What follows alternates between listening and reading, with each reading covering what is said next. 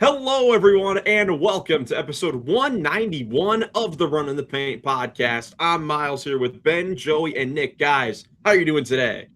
Feeling good, feeling great. Happy to be back with you guys. I know I missed the last one, but that was good old Mother Nature at work for like the thousandth time this season. But I'm ready to talk some basketball, y'all.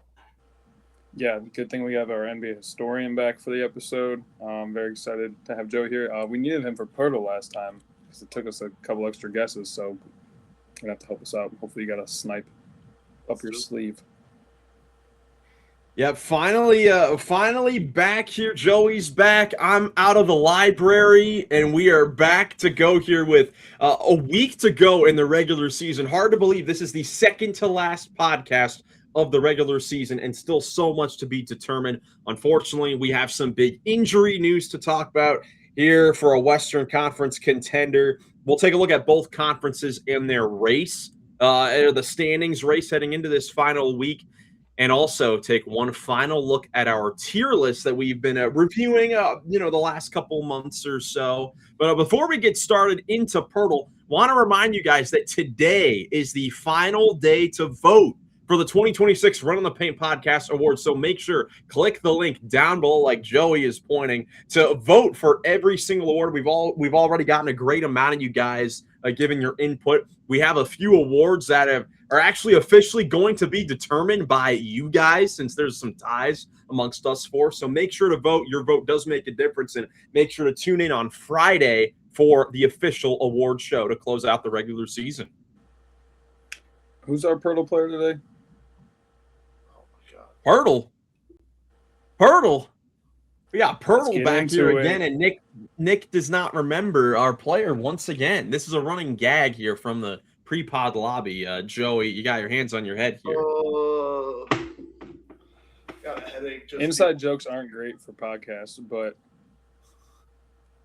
Joey, Miles, and Ben, I hope that made you laugh. 100%. Always. No, do you not remember the POELTL player, or did you? No, it's Saddiq Bey. We're going with Saddiq Bey today. Saddiq! Having a career year. There we go. All right. Play for the Pelicans. Good. Former Pelican in the East. That's a guard, and 27 to 28 years old. All right, this is definitely gettable. Shouldn't be at all like Grady Dick last time in like 5. Wait, could this be Jose Alvarado? Maybe. Honestly, that's a really Not gonna lie, that might be it. That's a really good guess. Sounds good to me. Let's try him out, man. I'm all the way down for trying him out. Oh, no good. I was gonna say, you got the age right on the money too. Huh.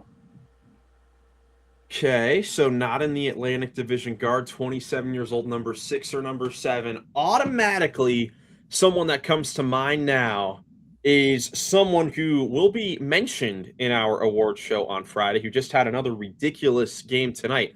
Nickeil Alexander-Walker for the Atlanta Hawks, who just had 36 points tonight.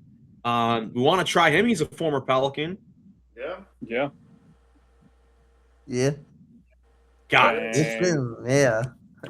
Nickeil Alexander-Walker in 3. Let us know how long it took you guys to get Nickeil Alexander-Walker. But now let's get into some news around the association. And unfortunately, we have to start with some tough injury news for the Los Angeles Lakers. We talked about it on the last podcast, how in the Lakers' tough loss to OKC where they got dominated, we saw Luka Doncic go down with the hamstring injury, and it was later announced that he was going to miss the rest of the regular season, be out for an indefinite period of time. And less than a day later, I believe, we got the news that Austin Reaves suffered a grade 2 left oblique injury, and he's going to be out 4 to 6 weeks. So, Ben, how quickly things can turn in just one day. We go from the Lakers going into Oklahoma City. They're coming off the incredible month of March. They try to have, a test in Oklahoma City against a terrific Thunder team, and their 2 leading scorers go down in that game and are now out for this Lakers team with 1 week left in the season. Yeah, that just sucks for the Lakers. That's some fortunate luck. Man, that's just crazy how quick something changed there. NBA team. We were talking about how the Lakers are playing really good with those two guys before that OKC game, and Luka got hurt in that OKC game. I could tell Austin Reaves was injured. It was a surprise to be the Austin Reaves injury news, and here we are now. They're in a rough spot, which is unfortunate for them. They looked like they had a chance to, maybe do some good stuff in the playoffs with a healthy team, and now it's gonna be hard to be relying on 41-year-old LeBron to do some carrying here for the Lakers. Yeah, Nick, we saw them in their first game without Doncic and Reaves against the Dallas Mavericks on Sunday night. And LeBron looked very good, in his first game as the lead guy in a little while here, but they ended up losing to a tanking Dallas Mavericks team led by Cooper Flagg, who had another unreal performance, 45 points. We'll get to him in a little bit here, but they lose to a Dallas team that hadn't won a home game in 2.5 months. Yeah. To me, it's not rocket science. There's no team in the world that can lose their two best players and have a chance to really sustain winning. But yeah, in this first game, you got a chance to see what it looked like with LeBron having the ball back in his hands and trying to be the Lakers' front man and engine of their offense. And he started the game 5 for 6, finished at 12 for 22. So that tells you a lot right there. But he did look good in stretches, like in spurts. He can be dominant, most best player on the basketball court, keep them in a game. But there's not a whole lot there to help him out. I mean, they were down 20 to a team that doesn't even have 30 wins on the year yet, hasn't won a home game in 2.5 months. So, yeah, they can't sustain winning without those two out there. Even if LeBron is the best version of himself, he's 41 and can't do it for 40 minutes anymore. It's a shame his Lakers career is going to end like this, but I'm with Nick. You saw it firsthand. This team is not good without Luka Doncic and Austin Reaves. They're barely good with them. Like, they just got on a really good stretch, but recently. But before that, we all know they're not a great defensive team. They probably wouldn't do it much in the playoffs, even though they got enough where they secured a top 6 spot now for the playoffs. So that's at least good. They can get at least a little extra rest from the play-in and don't have to worry about it. But they're not that good of a team regardless. And we're seeing it. It's a real shame because LeBron can still do, like you said, he can still do what he can do, but this isn't LeBron even from 5-6 years ago that he could probably do more than he is now, but it's just not that it. It's just not how it is. Father Time is finally caught up. So with these injuries, he's going to be not expected, but he's going to have to carry them through a first-round playoff series if they're going to be a 3 or 4 seed, which I think they've locked themselves into with only a couple games left here in the regular season. Oh, they maybe could drop to 6. I'm not sure, but let me finish and just say that if they can't beat the Mavericks at home, then they can't expect to get through the first round. Well, I mean, like you said, Nick, it isn't rocket science that a team losing their 2 leading scorers, they're not going to, be that, very good with, in that situation. What I will say, though, is the Lakers, they do have, a week here to kind of get used to life without Doncic and Reaves. And JJ Redick, and, just his second year, is one of the best head coaches in the league. On the offensive end, he always is, a mastermind with thinking of different ways to use his players coming out of timeouts. So I'm excited to see the different strategies he's going to be able to come up with. It really is crazy, again, just how quickly things can change, because it looked like they were with their month of March, with them winning 9 games in a row and playing so well, that they were going to be the 3rd seed and be in a very good position. But now they're 4th after Denver got a very close win against Portland today in overtime. And I mean, just a game above Houston for 5th. So I don't think they're going to fall all the way down to 6th unless the Wolves win out and the Lakers lose out. But it looks like they'll be 4 or 5. In that case, I mean, Ben, is there any world where they can survive or at least extend a first round series long enough to get Doncic or Reaves back on the floor? Well, if they somehow play the Houston Rockets and the Rockets, are in a close game with them, and the Rockets somehow have sloppy clutch time offense, and the Lakers steal a game passively, well, I could see maybe a chance of that series. You never know, or Luka Reaves maybe come back later to have give them maybe a better chance, but it's gonna not be easy no matter who they play between the Rockets and the Timberwolves. One of those two teams most likely, and yeah, we saw last year how Minnesota matched up really well against them when they had Luka and Reaves on the floor, and not having both of them on the floor would be really tough to start against Minnesota. If that was the case. Joey, Nick, you guys, any hope for the Lakers in a first round series? Only hope is against the Rockets because, like I said, that Lakers defense is already not good even when they're healthy. But this Rockets offense is not that great outside of Kevin Durant, to be honest. So I don't know. I think, and I don't know. I think Rockets are probably their best chance just to extend it to maybe get Luka back, but that's a slim one at best.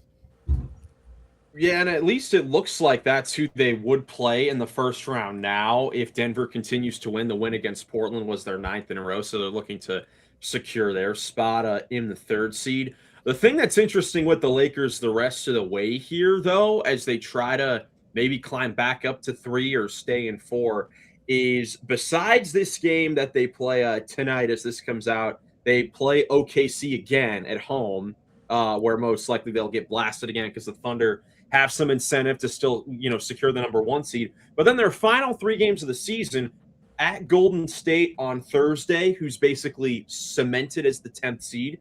Then Friday night against the Phoenix Suns, who are basically locked into the 7th seed. And then the Jazz on Sunday, who are, dead last and a tanker. So there is still a world where the Lakers could stay in 4th if they, can. It just kind of depends on if their opponents are still going to go all out to try and win those games. Yeah, very slim, I would say. Yeah, just horrific news for the Lakers. I mean, you just feel so badly for Luka and Reaves, for those guys who have had such incredible seasons, especially Luka, who it jumped up slightly into MVP conversations and having his best season. He's now it came out right after because Luka has played in, I believe, 62 games, just 3 short of the requirement for the 65 games played requirement for awards and all NBA credentials. Or excuse me, he's played in 64 games. So what they're currently trying to do, the Lakers and Luka, is appeal to the league to try to see if Luka fits the unique circumstances rule or exceptions, where if you have to miss 1 or 2 games because of extreme circumstances, then you're given an exception. And Luka missed a couple games earlier in the season for having a child. And I think, that's a solid case, for extreme circumstances. So I hope Luka does get it for the sake of, you would hate to miss out on all NBA, by 1 game for these, for these injuries. But we'll see where the Lakers are situated, next week in the standings.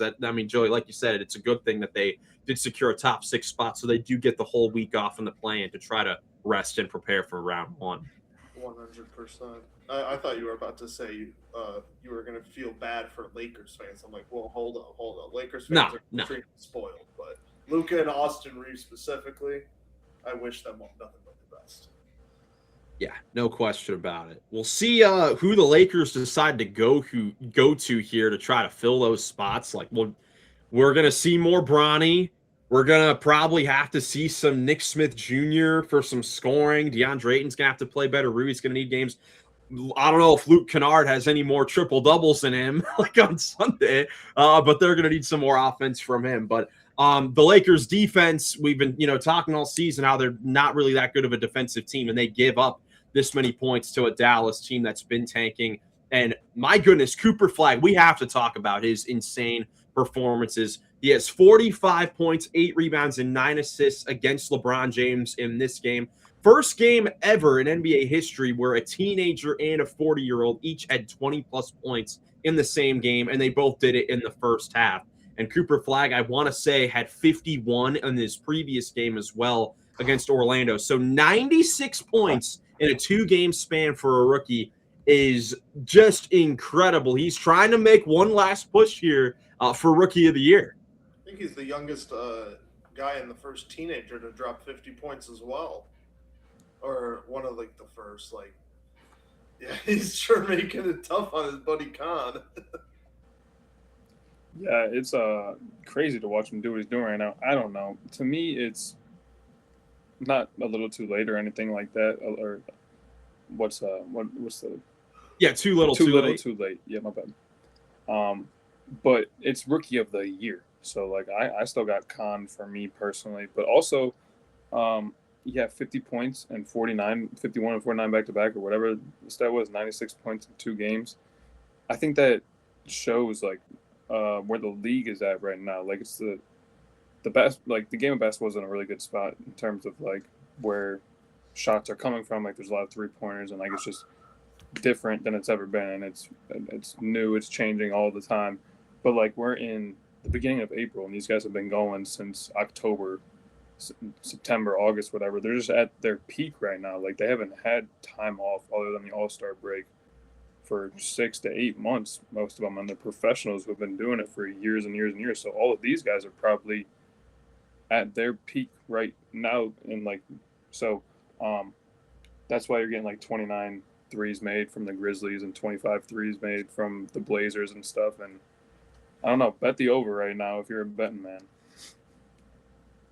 Yeah, this is the time of year where you get some strange performances from random players. Cooper Flagg, obviously not a random player by any means. I mean, this is just incredible. I'm excited to see how he builds off of this heading into the off season, to see, to see what he improves at. Because if there's anything, any flaws in his game right now, it's that he doesn't really have a consistent jump shot or perimeter game. But then you see games like the one Orlando and then this Lakers game where his jumper is going down from 3 in the mid-range. And it's what do you do to stop this guy? Because he can handle the ball. He's so solid as a ball handler, and he's so big. He can just get to the basket. He's got the full package, just a rookie. And I can't wait to see, what he ends up doing in future years. Do you guys think he's done enough to flip that vote or no? I'm with you. I think it's too little too late. And I like winning basketball, and Con Knipple has truly just turned that franchise around. Okay, but if Coop was on the Hornets, they might be a 6 seed. Well, the Hornets might still be a 6 seed. Yeah, 6 seed still. Fair enough. We'll get into the full debate when we unveil our awards on Friday. That Rookie of the Year race is certainly one that we will talk about on Friday, because that has definitely been a race that's been cooking up for really the entire season, but especially the last month with the way that Cooper Flagg has been playing. Let's go to the standings overall with 1 week to go now in the regular season until postseason basketball comes around. Still some things to be determined in both conferences. Let's start off with the Western Conference. Ben, Oklahoma City and San Antonio 1 and 2 as they've always been. It feels like the Thunder are gonna be the 1 seed. Their game against the Lakers tonight is big for them because I believe if they win this game, they essentially lock up the 1 seed. But then, the race from 3 to 5 is still super close. You have the race between the Clippers and the Blazers to see which team is 8, which is 9. What are you looking to see in the West, Ben, in the final week? Well, I expect that the Thunder will end up getting the 1 seed just because where the Lakers are at now, as we have talked about. And I see, possibly Houston jumping the Lakers for 4th, maybe. It'd be big for Houston if they could jump up and get 4th because, if you could get any sort of home court advantage, that helps, and if you get it at least the first round series, of course. And I'm thinking, it's still close with Denver at 3, but Denver still has, their guys healthy. It wouldn't surprise me if they, were able to be at 3 going into the playoffs, and they should try hard to stay there. I think, that's definitely what they should prefer where they're at right now. And it's close, both the Spurs and the Thunder are really good at the top of the West, but the Nuggets did just beat the Spurs recently at home. I think I would rather have the Spurs a bit in the second round if you make it there than the Thunder for Denver. And the Clippers and the Blazers, who knows what could happen with that race, but I'm sure both of those teams care about. I'd rather be in the 7-8 game just because, if you win that game somehow, then you're in right away. It's because, of course, from the 9th seed, well, you got to win too, and that's just, not easy, of course. Yeah, so there are big games this week in the Western Conference. The Clippers and the Trailblazers recently played last week in LA, which the Trailblazers actually dominated the Clippers pretty good and got a win there. Friday, they play in Portland at 10 p.m. with the Blazers trying to get that upper hand. They're going to have the home court advantage, so that will be a nice little postseason-esque test for them to close out their one of their final games of the season against a team that they might see in less than a week, in a play-in battle. But then the Denver Nuggets, you mentioned, Ben, in that 3rd seed, and they, again, they've won 9 games in a row. It's super interesting for them because their final 2 games are against Oklahoma City and San Antonio. OKC at home and the Spurs on the road. Now, it's going to be huge about those games. Again, I think something to watch for with all these teams is, will the Thunder or the Spurs play their guys? Is there any real incentive to play their guys if the number 1 and number 2 seeds are set in stone? Will the Thunder or the Spurs show their cards, if you will, against Denver in these final 2 games? Personally, for me, from a coaching perspective, I look for every advantage I can, and if you have an opportunity to practice against it in the regular season, I don't know why you wouldn't take that opportunity and at least run them out there for the first half and get things that you want checked off heading into that series. At least get those guys those looks. I'm with it. I don't see why you wouldn't still try to fight for it, or just try to get those guys warmed up and ready to go, because you're gonna probably see these teams again in the playoffs. Like if the Spurs have going against the Nuggets, 2-3 seed, you'll probably see each other in the second round. So you want to get all the kind of things you want. I know you don't want to give up too much, but you certainly don't want your guys to be cold going into the playoffs. That's always my thing. Yeah, it's the fine line of staying in rhythm or not risking injury in these games that don't matter in the standings anymore, particularly for the Thunder and the Spurs. If the Thunder and the Spurs are going to be 1 and 2, and that's locked up by the time these games occur on Friday and Sunday, it's not really responsible to play them in those games when there's risk for injury. Like, well, we'll get to a situation in the Eastern Conference where that could definitely be a factor with a potential playoff matchup in the East, where think that teams should err on the side of caution for these regular season games. But either way, it's a super exciting time. If you guys had to make any predictions with this final week, what do you guys think changes from the standings from the final games on Monday night to what we see heading into the playoffs next week?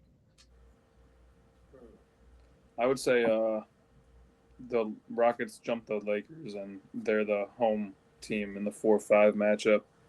See if LeBron can extend that series long enough to get either Luka and AR back, and then because I like the Lakers matchup honestly against the Rockets.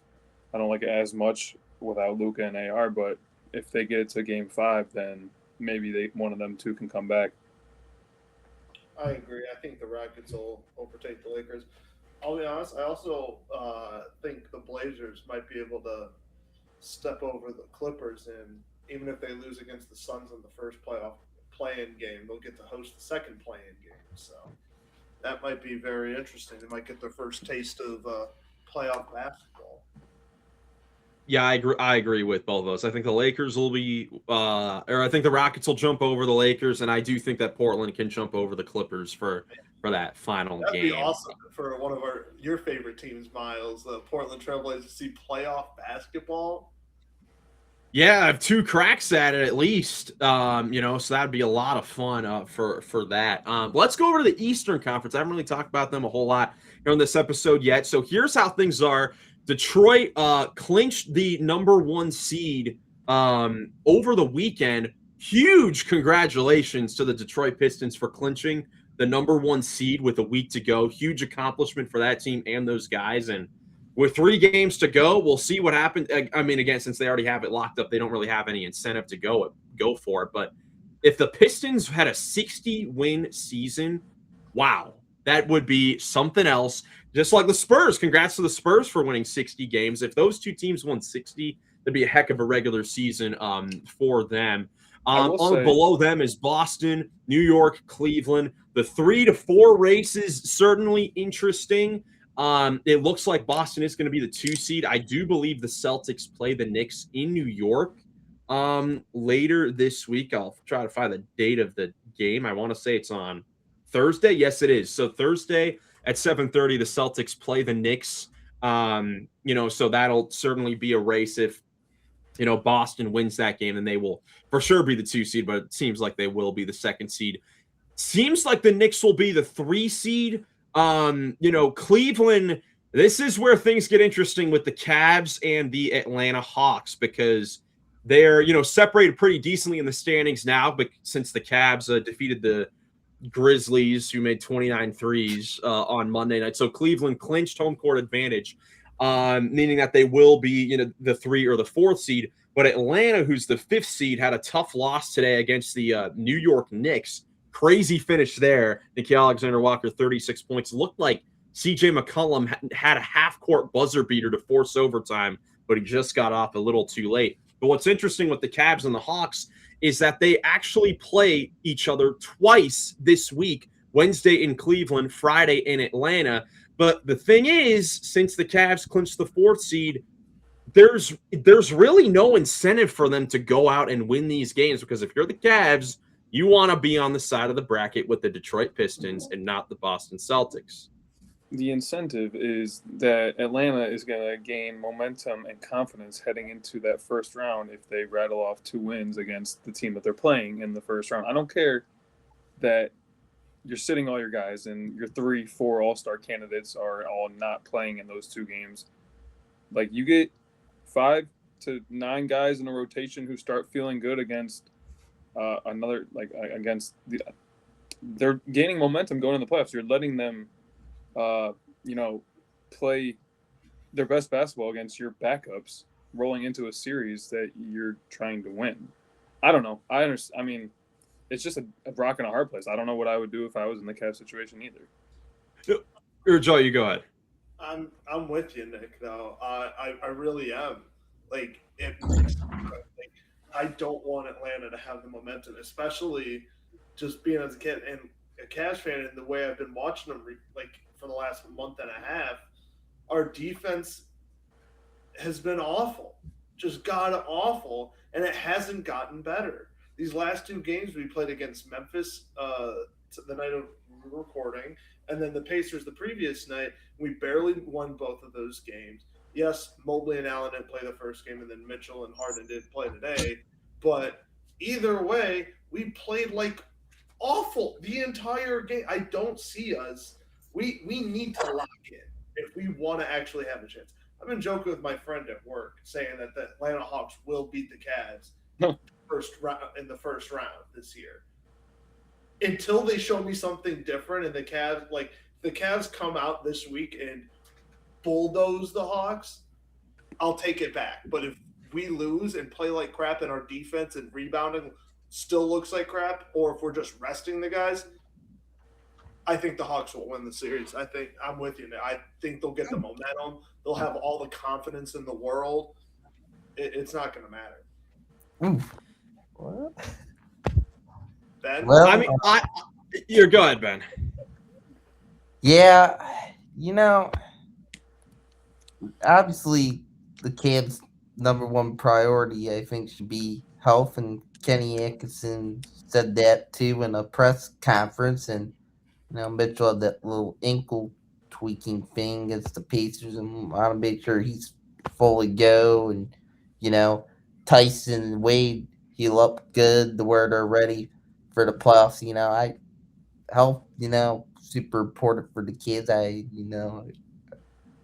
don't want hope for the kids to have the best chance possible with the injury issues going into the playoffs. But I agree with Joey. I have not been impressed with the Cavs defense lately, but the offense has looked good. But you gotta step it up some more on defense if you want to have a better chance at a good run in the playoffs. And even Kenny Atkinson, after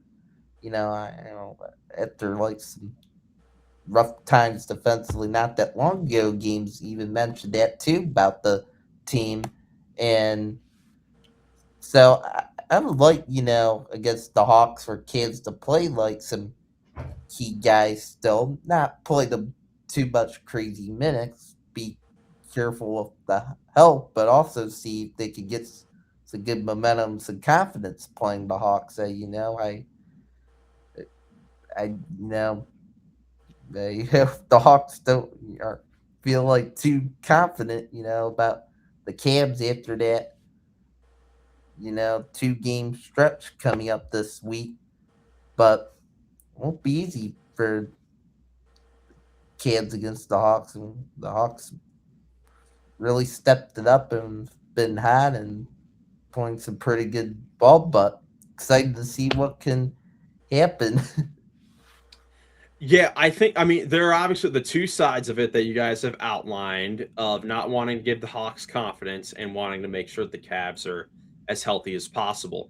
The health thing, I think, is huge because we saw in the Pacers game on Sunday that Max Strus had a wrist injury and Donovan Mitchell tweaked his ankle. So for those situations, there's no because it doesn't matter what happens in these games in the regular season if guys get injured and then they're not even available for the playoff series. Like if Mitchell and if everyone were to play and then some fluke injuries happen during a Wednesday, Friday game when the Cavs already locked up their positioning, then they would look like idiots then. So it's just not I think they're in a great position to where they can kind of determine where they want to be as far as, making sure that guys are as healthy as possible. And I also think that, if, it's still a place in the standings where they can kind of determine who they play as far as who they get in the 5th seed. Now, I think that is a dangerous game to play, because I think that you should just play, who you're, handed to. But if your options in this situation are the Hawks, the Raptors, the Sixers, the Hornets, I mean, there's a lot of these teams that could still end up in all those spots here. Atlanta may not be the worst route amongst all those other teams when the Sixers at full strength are, a scary team. The Hornets are an explosive offensive team. The Raptors have mentioned the confidence. The Raptors swept the Cavs in the 3 games earlier this season. Like, the Hawks may be the best bet to go. And it is a good Eastern Conference with a lot of depth. So of the, the second half of the Eastern playoff teams, Atlanta may not be, the worst bet. And I love Atlanta. I would not be surprised if they went on a deep run, but I think they might be the team that makes the most sense to play. You're probably right.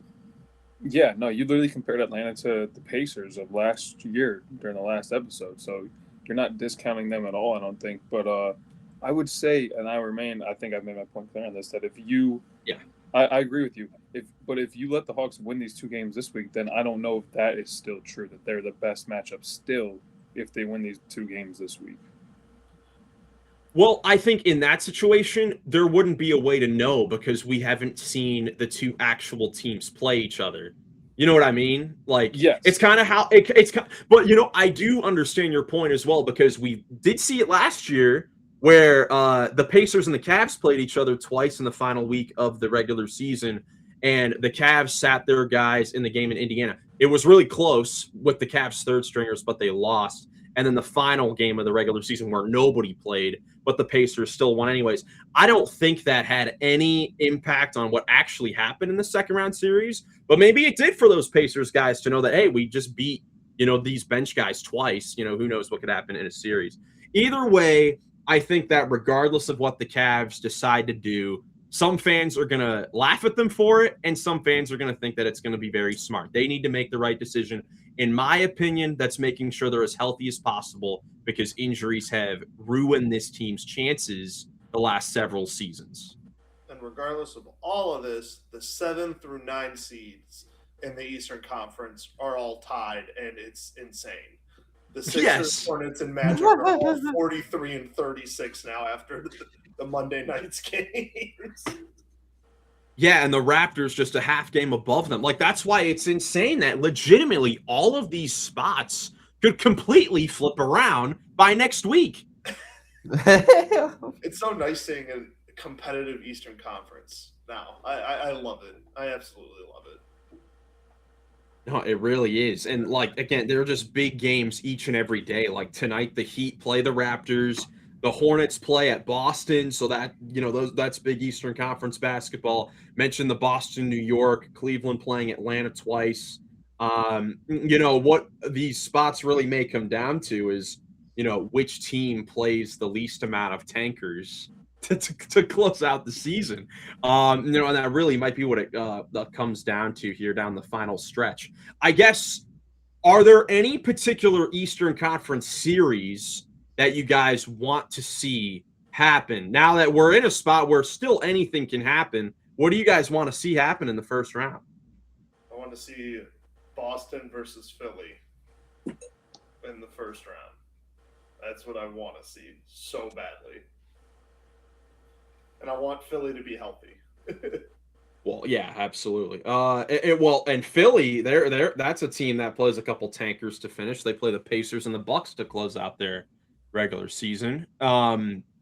Nick, how about you? Any matchups you hope to see in the first round? I'd like to see Charlotte jump up to the 6th seed and go to the Garden and take on the Knicks, because the Knicks have some holes and Charlotte has looked like they do not have many holes. And to see a young team on that stage in the Garden would be a lot of fun. Further from that, though, I just want to see the Knicks play the Celtics at some point. Yeah, it seems like we're destined to see that second round matchup again, which would be a lot of fun. Ben, any matchups you want to see in particular? Well, the Hornets are somehow the East seed going into the playoffs. I would really enjoy Charlotte and Detroit. That could get intense. Some good fun, intense basketball, and be a good little storyline first round series, especially after the big brawl we saw in Charlotte when the 2 teams play. So it would get chippy, that's for sure, and it could make for some crazy entertainment.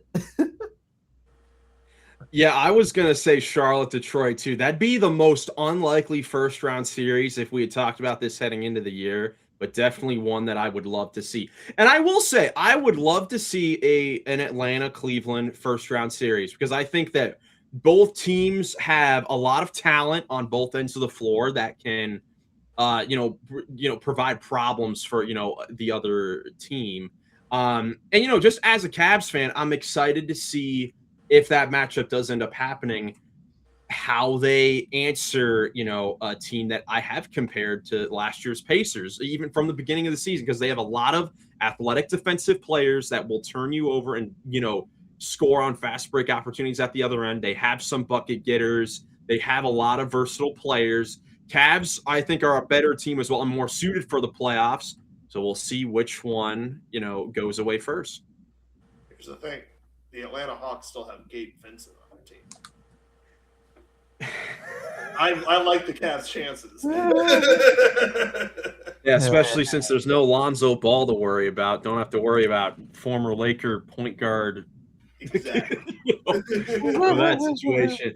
Well, yeah, we'll see where we are at in a week for postseason basketball. I guess a team that is not in the postseason this season, the Chicago Bulls, who have already made some big moves, and we haven't even finished the regular season yet. So let's go ahead and talk about it. It was announced, here today that the Chicago Bulls fired their executive vice president of basketball operations, Arturas Karnišovas, and then their general manager as well, Mark Eversley, fired as well after 6 seasons, I believe. Or at least, 6 seasons with Chicago, which didn't really see a whole lot of success besides a 2-month stretch where they were like the top seed in the East heading into an all-star break. But besides that, it's been a whole lot of mediocrity in Chicago. And I know, Joey, Bulls fans are rejoicing. Oh, yes. They are finally – it's a brand new year for Chicago. This is the first year since they've taken over that this team is – since those front office guys took over, that they're not in the play-in. So I guess even though they're not in the play-in, that's not a good thing, but it's different. You're not just mid anymore. You're just bad. And that's a good thing. That's a good thing. We've been waiting for this for like 5 years now. And you know what, Chicago fans, you're going to be right on the right track. And Sacramento, do not hire these fools. I know you want to be the Chicago Bulls so badly, but please just don't do it. Yeah. Ben, what was your reaction to seeing the news that the Bulls are clearing house in the front office? I was like, well, get on them. This is impressive for the Bulls, and it was about time, but good on them for showing that, we need to clean house more once again. They showed some of that at the trade deadline with moves they made with players there, and it's time. It was good that they moved on for those guys. They made not great decisions, not the best decisions with trades and how to get assets back in trades. So I can get Bulls fans being really excited, and this, gets more exciting for the Bulls' future after this, as long as the next GM, whoever replaces them, will do a better job than them, which we'll have to see. That's right, Ben. You mentioned that at the end. This is only half of it. They got rid of them. Now they need to bring in the right people to fill the job. Because, Nick, this same thing happened 6 years ago where Bulls fans were rejoicing over them firing Gar Forman and John Paxson after several more years of this. And, they thought that bringing in Karnišovas was going to change their team. Karnišovas has been credited as one of the guys that helped discover Nikola Jokic, and that got him this job essentially. And, it really wasn't that good either. So they gotta find the right guy for the job now. Yeah, I definitely would say that that's the next important thing to do because Bulls fans are tired of it. Maybe the last front office hit on like 2 out of 6 draft picks. I can remember Kobe White and Modest Buzelis. Maybe Yeah, that's about it. probably close to the same percentage in terms of trades won. I can't remember them winning a trade in recent memory other than the Giddey one. So they definitely need to do their homework with whoever they bring in and grab somebody who's like established with decent relationships with the rest of the GMs in the league, not somebody who's from overseas and discovered the Serbian goat. Yeah, indeed. So the Bulls, we mentioned during the lottery team offseason preview a few weeks ago how they are going to have a lot of cap space this offseason. So depending on how they use their cap space and how their draft pick turns out, that's going to be the key to them turning this around and trying to build this team back up. Because, Bulls fans are definitely tired, Joey. They are a franchise that, really is carried by the dynasties and with Michael Jordan and Scottie Pippen in the 90s. Besides that, their highlights are the Derrick Rose days. Besides that, it's just been mediocrity, regardless of if it's Ben Gordon, Jimmy Butler, DeMar DeRozan. It's in the middle, and that's the worst place to be in the NBA. Yeah, but that's still a really good Jimmy Eat World song, the middle. So, this is still a really enticing job, I would say. If I was a GM, I would say this is a pretty good job. Like you said, you got a lot of cap space. You finally did trade away, got some draft picks, so you have some things to work with. You still have one of the draft picks, like Nick said, that you hit on, Matos Buzelis. The one trade that actually worked, Josh Giddey, you still have it. So you do have some building blocks there that you can work with. So it's not like they're in tank mode. It's going to be a complete rebuild. No, they just got to get a couple pieces, develop a couple of those hits and things that they got, and they're right back in the play-in, and hopefully they can grow from that instead of just settling in the play-in. And, that's where they sit. I really hope that's just not what happens again.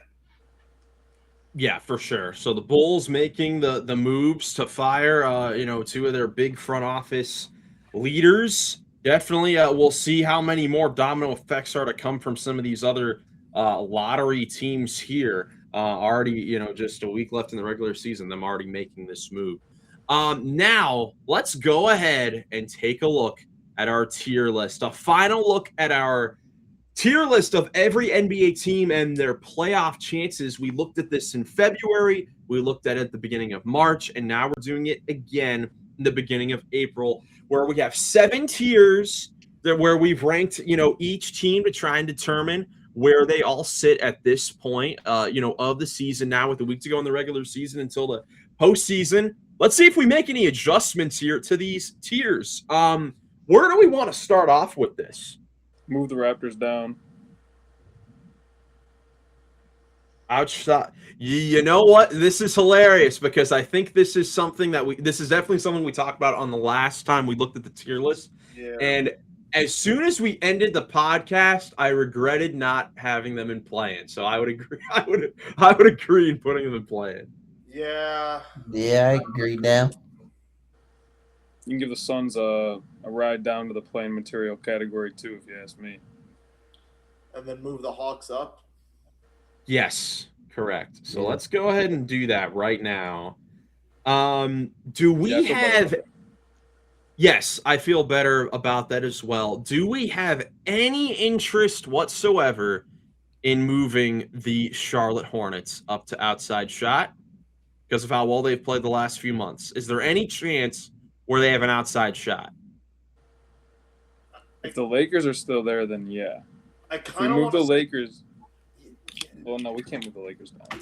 No, I kind of want to say yes as well because, like you pointed out, Miles, if they somehow stick with the 8th seed and they play the Pistons, that's probably their most favorable matchup they could ever get, and who knows? I'm willing to move them up. Ben, what do you think? Yeah, I'm willing to move the Hornets up to outside shot. Wow. Hawks and the Hornets to outside shot. What a world we're in right now. Never would have thought it. Never. Let's see. How about so this playing for pride tier where we've got the Golden State Warriors. They just got Steph Curry back on Sunday. He had missed the previous, 27 games or so, and I feel like playing for pride was a perfect place for them because they were trying to make it work without Steph, without Jimmy, without Moses Moody, just bringing in pieces and seeing how it fits together. Now that Steph is back and they kind of have an idea that all right, they have their leader and they have these role players that have been getting used to these roles for the last few months. Are they just playing for pride still, or should they be promoted to play-in material? It's tough because I honestly just haven't seen it yet. With Curry and Pods and Draymond and KP, no Jimmy. They lost a tough one, almost came from behind in the fourth quarter against the Rockets last night.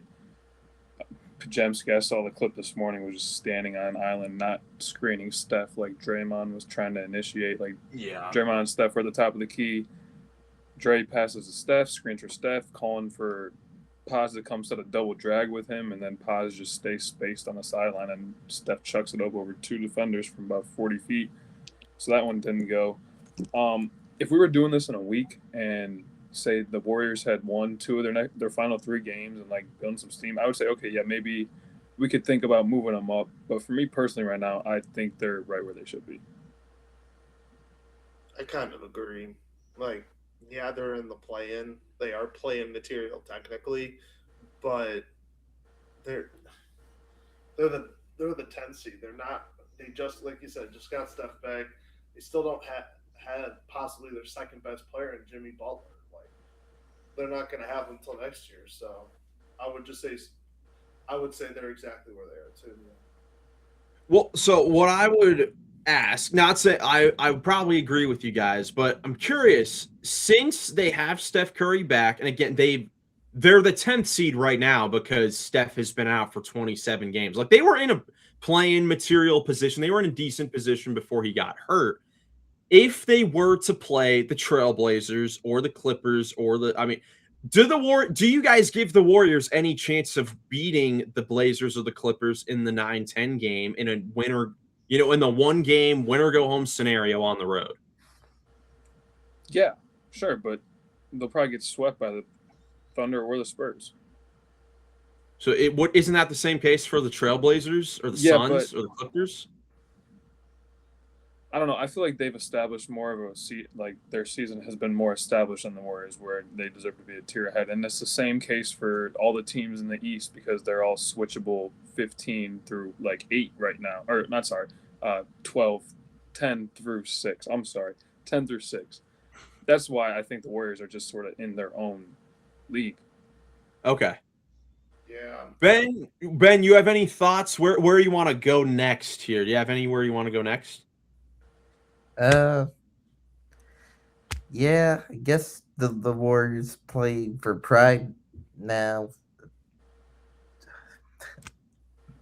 but we could see more. Maybe they look a bit better. I do think maybe they could win in the play-in tournament. Like, if it's close against the Clippers or the Trailblazers and Steph Curry's there, well, Steph Curry's still Steph Curry. He's still crazy shots. They still could possibly win off of him coming up clutch. But I guess next to the tier list, what do we think about the Boston Celtics, guys? Do we think they're inner circle or should stay in the stars aligned? They did beat the Thunder at home not that long ago. Yes, they did. I was just thinking the same thing to myself. I was like, oof, Boston is looking very, very good. And not just in the East, they are a legit championship contender, in my opinion. Well, I think it's what we talked about a month ago, because about a month ago is when Jason Tatum came back, from the Achilles injury. And we're like, all right, let's see how it is with him back on the floor. And he hasn't, obviously, looked his best. His efficiency isn't really there, but he's found other ways to impact the game. Like he's come back and become a rebounding machine since coming back, which is going to be important. He adds to the playmaking prowess of their team. This is crazy. I don't know if I've ever seen this before. The Boston Celtics have 4 players that average 5 assists per game.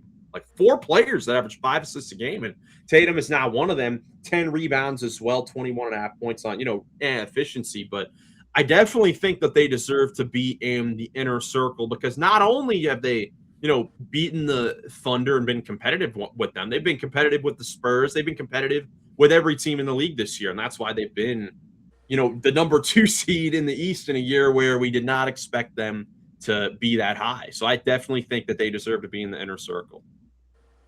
I would agree. Up they go. Boston Celtics. That just because I didn't get to talk about the Celtics, that was where my head went next to after we finished talking about the last team. So we all were in the same place. Let's see if we can move Boston up. And we all are in agreement. The thing that I was thinking about was the fact that I'm not certain that I wasn't certain that they had a solid identity without Tatum coming back and like some new faces in their rotation and stuff. But then I thought like I'm voting Missoula for Coach of the Year for a reason, and that's pretty much their identity. And they have 4 players who average 5 assists a game, and they play hard-nosed defense, and they rebound the basketball. So they do have an identity. Yeah, and they've had the same, a similar identity to the, what they've had in years past. Now, where I want to go next, I know it's something we discussed for a bit on the last podcast, and I think we should talk about the top seed in the East, the Detroit Pistons. I think they deserve to be talked about here because although Cade Cunningham has been out the last couple of weeks with the collapsed lung, that has not mattered for the Pistons. They've only lost, 1 or 2 games since the injury, and both of the losses were in overtime to the Thunder when the Pistons were missing their top 5 leading scorers, and a 1-point loss at home to the red-hot Atlanta Hawks. So they've been playing amazing even with Cunningham out. And the questions that we had about, who's their second guy going to be, Jalen Duren has been amazing in the 8 games since Cunningham's gone down. 22 points, 10 rebounds, 4 assists per game, shooting 67% from the field, 85% from the free throw line. As a guy that, has been aggressive attacking the basket, like not all of his shots are just being spoon-fed by these point guards. So I feel like, and, with their play as well as the Cavs and the Knicks kind of, they've been winning, but they've also been beating, some of the tanking teams as well. Is this recent run by the Pistons enough to jump them up into if the stars align?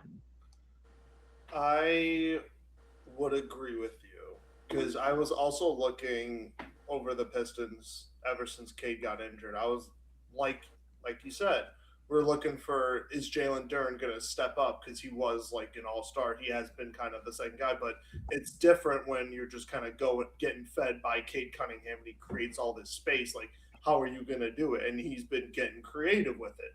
And also, they've been getting a lot of help out of Dennis Jenkins. Like, I thought he was just kind of like, he's had a couple good games when Cade got hurt. Like, who knows? Like, he's not actually going to be, like, a contributor, like, when it comes to the playoffs. Now, that man's a bona fide bucket. Like, he is a scorer. He is a perfect spark plug for them when Cade comes back off the bench for the playoffs to keep them in it. And with that kind of bench help that they've desperately needed, along with Jalen Duren solidifying himself as he can still kind of take over even when Cade's not there, I am fully on board on moving them up to the stars line. Yeah, me too. I think we should move Detroit up to if the stars align. They've been great without Cade. Sweet. Pistons up to if the stars align. I'll put them this high since they're the 1 seed. Ben, obviously you wanted them in if the stars align from last month, so I'm sure you probably agree. Yeah, I would agree, especially with the way other guys are stepping up now. Still questioning about the go who could be that, good second good team option. The key wouldn't matter.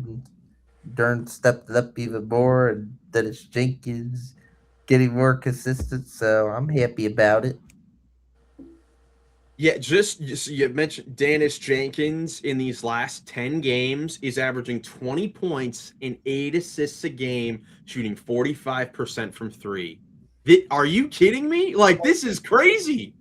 He's a bucket. I thought he literally had like one crazy game where Cade wasn't playing and he played against the Cavs and he dropped like 30 something points, I think.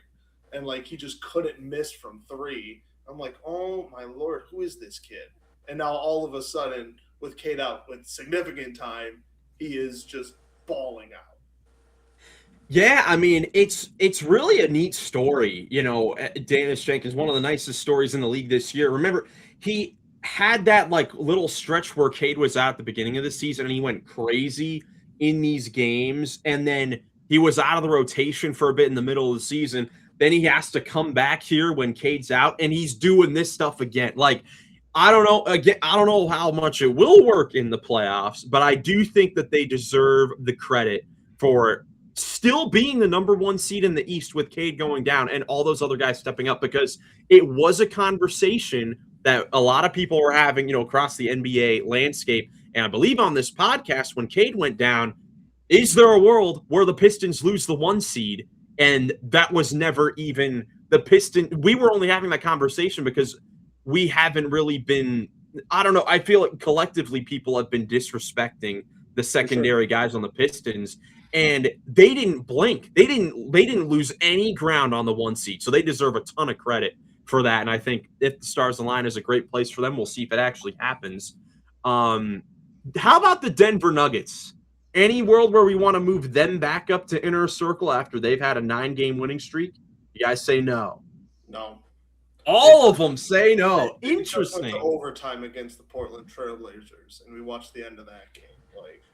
But they just beat the Spurs. But I don't know yet. They don't look complete for some reason. I agree. They're getting their guys healthy, but they're just it's just not all there yet, I don't think. Okay. I can agree with that. But it's just not. Yeah, it's been an iffy season. Spurs missed 33s in this game. That too. And they lost by 2. I mean, there are some things with the Spurs. I mean, they've obviously had an incredible season. I think something to watch going into the playoffs for the Spurs, which could be a reason why they don't end up in this, area when it actually matters the most, is the fact that in games against Denver or, some recent games where he's had to play heavier minutes, which he hasn't had to a lot because of the injury management, because they've been so good. But when he has to play heavy minutes, 35 to 40 minutes, there are several stretches where, he gets fatigued and has to come out of games. And in a series with the Denver Nuggets where you have to play 3 games in Denver, in the Mile High City, against Jokic, who has played great against Wemby, we'll see if they're ready for that situation. But if the regular season is any indication, I think that, the Spurs and the Thunder are definitely the inner circle. Thunder still the favorites to win the title. I have one more adjustment I think we might need to talk about. Okay. Because I feel like these 2 injuries for the Lakers have discounted they made us forget that the last month for the Lakers has been unbelievable. And I feel like this second category, if the Stars Align, is pretty much made for a team in their situation right now. So, in my opinion, I almost think we should jump them 2 spots up. The Lakers. Yeah. What? Yeah, I mean, Huh? we haven't done this tier list in over a month, and they went 9-2 or 10-2, and we're looking like one of the top 5 teams in the league for the whole last month. And then these 2 injuries happen. So if the Stars align and LeBron can get them to the end of a first-round series versus the Rockets, and then they get those 2 guys back, I think they have just as good a shot as the Knicks or the Cavs or the Pistons. And the Nuggets are maybe half a tier higher than those 3 teams, because I don't know how we just got done talking about them, but I don't. I don't agree. I don't think I can do it. I understand the philosophy because if the stars align, it's if these guys, can come back. But the Lakers, they are just clearly not on the same level as some of these teams up there. Like obviously we just saw the Thunder; they're obviously not on the same level as those guys. And I just don't think like these injuries, like Reaves out 4 to 6 weeks. I feel like that he'd be back for like later in the second round. Same thing with Luka. And I just don't think in this Western Conference the Lakers can survive 2 series, especially if they're the 4th seed and they'd have to play Oklahoma City in the second round. But Luka's getting magic gummy, magic pill, magic booster shot out in Spain and Europe right now. He's going to be back early. I don't know. I think outside shot is perfect because there is a very outside shot and a slim chance that even if they do make it further in that first round, that those guys can come back. That is already an outside shot and a very slim chance. Okay, fully healthy. Say Lakers and Knicks both make it to the finals. SGA breaks his ankle. Wemby, I don't know what happens. What? Who are you taking? What? Who are you taking? Lakers or Knicks in a 7-game? What? What is going on here, man? Lakers or Knicks healthy? in a They're 7-game not beating series. the Spurs, Lakers or the Knicks Thunder, in a or the 7-game Nuggets. series. Lakers or Knicks in a 7-game series. How did we get there?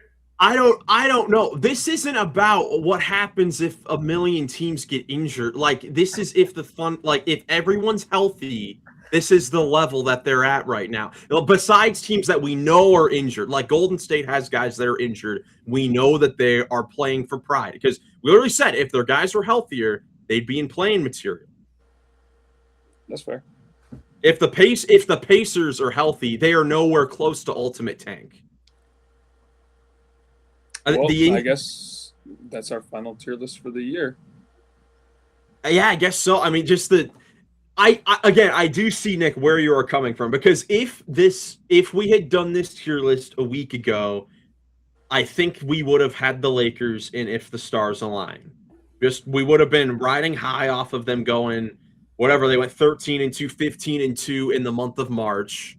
But I think still recognizing that they are, we saw in that Thunder game, they are still a few floors down from the Thunder and probably the Spurs in a series. And I still think, Denver, I think is it's a tough series for them as well. I'll be honest, even if we did this a week ago, I would probably only say you could move them up to upset potential. Because even if they were seeded as like the 3 seed or the 4 seed and they finished the season at one of those, I don't know if I would pick them in that series. Like even if they were kind of fully healthy, maybe against the Rockets, but I don't know. That's still a tough one in my opinion. If you're a 3 seed and you're playing who the 6 seed is at Who would that be? Minnesota, maybe, or Houston? If the Lakers kept the 3 seed, I probably would take them as well. I don't their defense is just that bad, even when they're healthy like that. Yeah, they played that really great stretch, but I was just looking at their schedule. At least half of those games were against bums. They beat the Rockets twice, they beat Minnesota, and they beat Cleveland. They lost to Denver and they lost to Detroit. Those were their 2 losses over that big stretch. So I don't know how I would still put them on that same level as those guys. Upset potential, yes, but I don't know if I would ever put them if the stars align just based off their defense. I say the Cavs defense is bad, but it's not like the Lakers. Yeah, the Cavs have tangible things they can fix still with rim protectors in the paint and some perimeter defender. I don't think the Lakers have much saving grace. Okay, besides those teams, there are some other teams that we haven't talked about. Or that do we want to make any amends with teams like the Rockets, the Timberwolves, or the 76ers? Now that the Sixers are fully healthy heading into the postseason next week. Or you think you guys like it where we're at right now? I mean, I like where those teams are at. I was thinking like, well, if this were like my own tier list, I would have the Hawks at like upset potential because I think they could like give the Cavs potentially a tough series. You never know. They've been hot like the Pacers were towards the end of last year. That's just me. I don't know what you guys think on that. Well, I mean, heck, the way we were talking about them earlier, that's probably what we should do. With the way that Joe, the way you were talking about the Hawks over the Cavs, I mean, I feel like that, and the way, I mean, I'm high on them. I feel like that honestly would be an appropriate thing to do. Yeah, I wouldn't mind that. But I also like, yeah, I guess upset potential would work. I don't know, because in a fully healthy thing, like, the only thing I was saying with the momentum thing was the momentum thing. Like in a fully healthy series, I think the Cavs win in 5 games. They should. Yeah. Something like that. They should. Well, I think even heading into whatever series, they should win the series. But that is going to be the toss-up in the East. Most likely, that will be the toss-up series of the East. Yeah. I think if you move Atlanta, you have to move Philly, and I don't feel like you could move Philly to upset potential just yet. And if we move Atlanta, then we're moving up 2 spots from last month, which isn't like earth-shattering. We can't do that, but I don't know. I like them where they're at. I don't think they're on the same level as the Rockets or the Wolves being able to make it to a second-round series in their respective conferences. Personally, I honestly would be. Obviously, we'll make we have our collective list, but if this were my list, I would personally be okay moving Atlanta and Philly up because we have talked about, I think we've said it multiple times. I think Atlanta could be a Pacers-esque team. And Philly's starting lineup, when healthy, can compete with any other team in the East. Okay, I'm down to move them up if everybody else is. I mean, Joey, Ben, what do you guys think about that? Ben, what do you think? I'm still thinking. I agree with you, Miles. Yeah, I mean,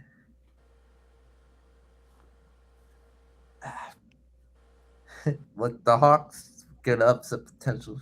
Philly, yeah, they're because I mean, you think I don't think it's a guarantee that New York beats Philadelphia either. Like Philly is a very good team when healthy, and they're healthy at the right time of the year. Yeah, I think I would move them both because New York's played some questionable ball recently. You never know if Philly maybe could give them trouble. It's true. As long as, Maxine and George are playing.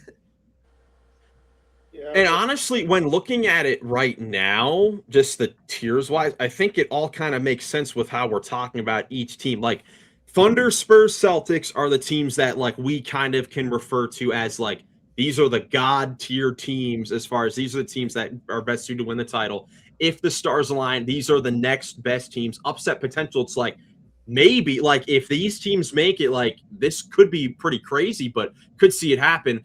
Lakers and Hornets, it may look insane to see them on the same tier, but we're kind of thinking of both teams in the same light. Like, I think people would be shocked if either team in their same state would win a series. Like, I honestly would be surprised if the Hornets beat the Pistons, if they played them, or Boston, or if the Lakers won a first-round series, and then it's a trickle-down effect from there. Yeah, like where we're at. Yeah, I do too.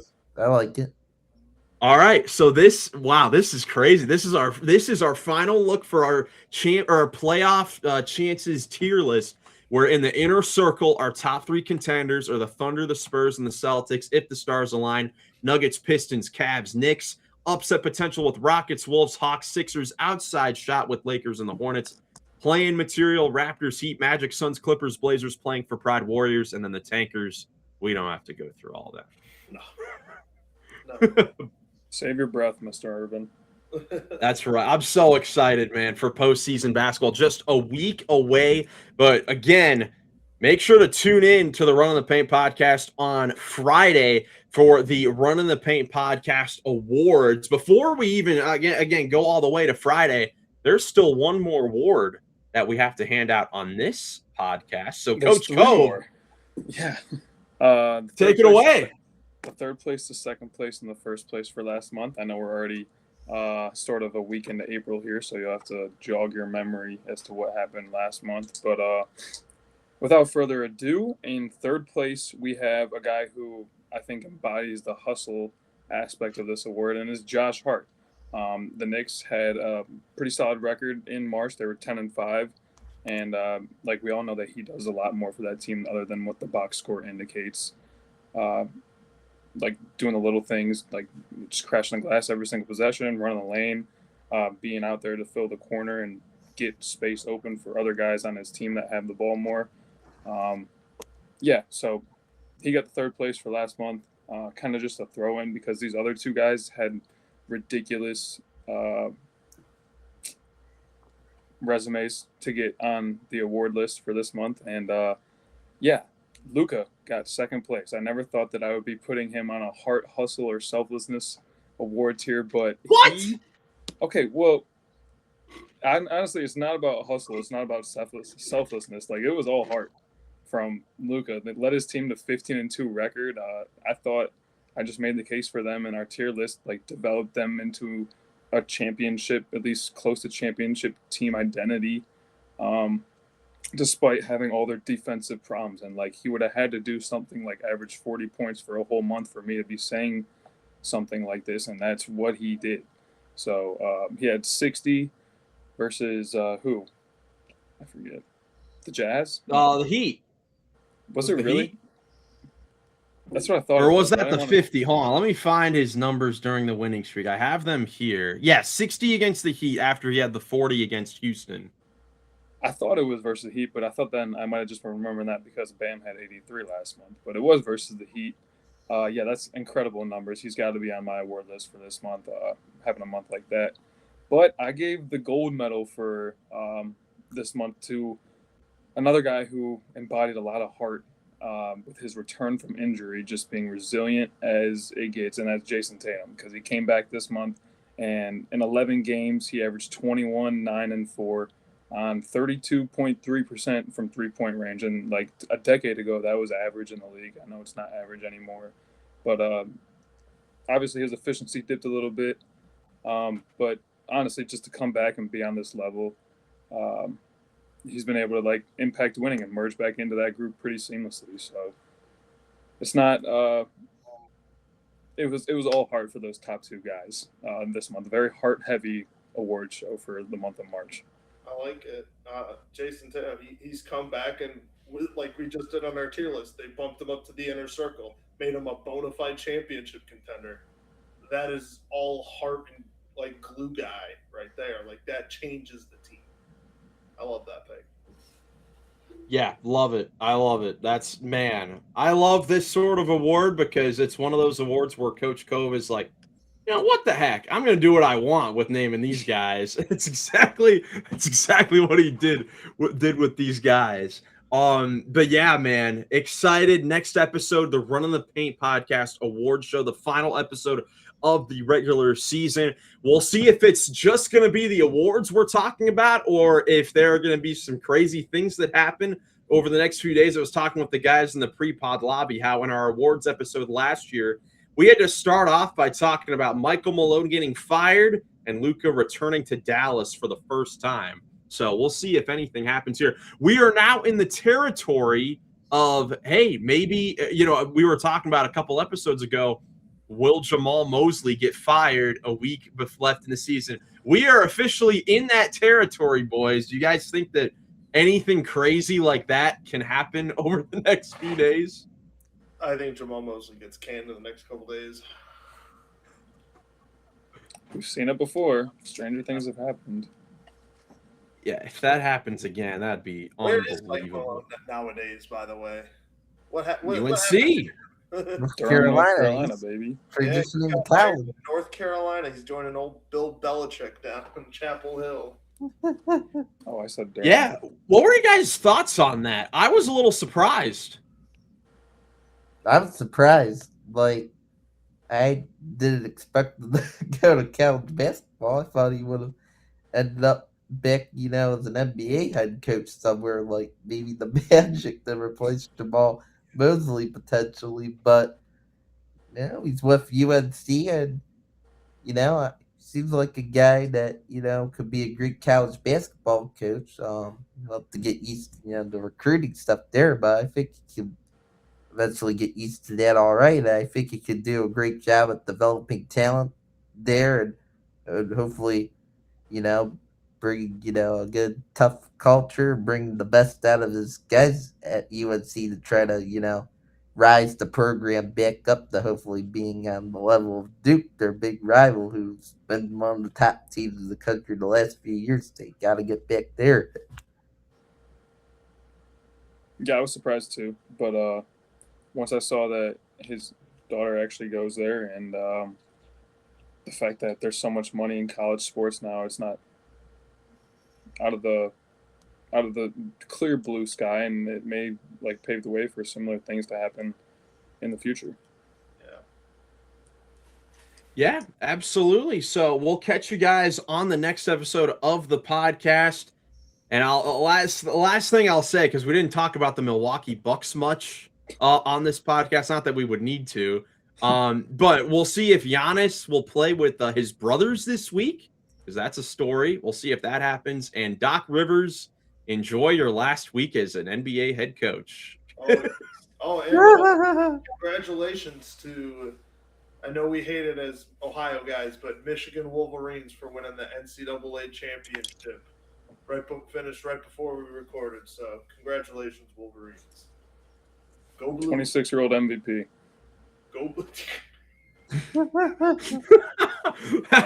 That's right. Thank you guys so much for watching this episode. If you enjoyed, leave a like, subscribe for more NBA content. Hope you have a great rest of your day, and we will catch you in the next one.